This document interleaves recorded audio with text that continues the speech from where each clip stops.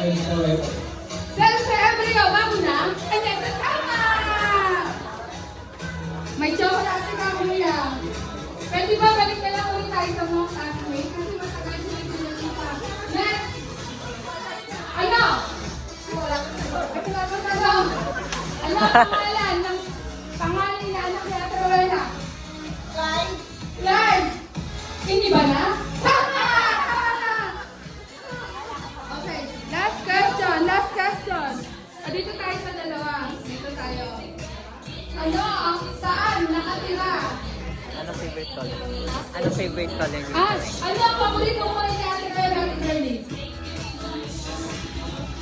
Kulay. Oo! Ang donut ay?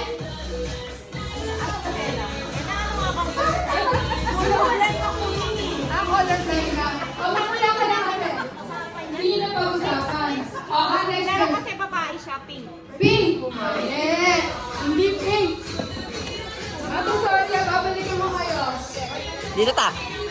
Tapos, sinari ko na yan. Ano paborito mo rin ni Ate Rowena? Paborito mo rin ni Ate Rowena?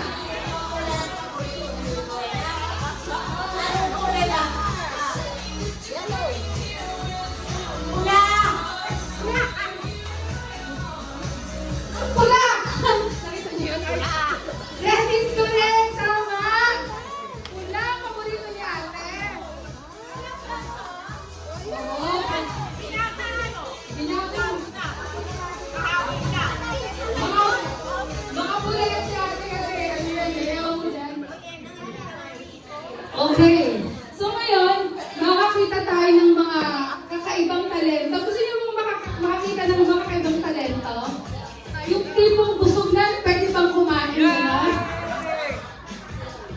Maganda yung mga ganang talent, di ba?